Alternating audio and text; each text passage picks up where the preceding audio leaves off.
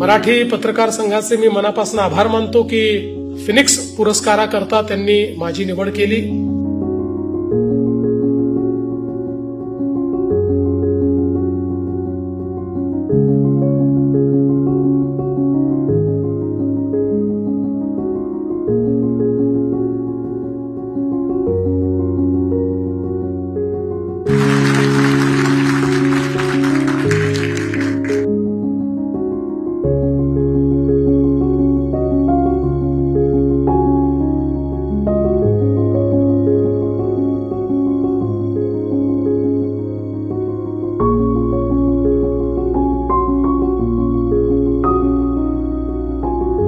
हा सोहळा गुरुदेव येत आहेत तर चांगलाच होईल हे मला माहिती होतं, पण हा इतका नीटनेटका होईल, इतका सुंदर होईल याची मात्र किरणजी मला कल्पना नव्हती.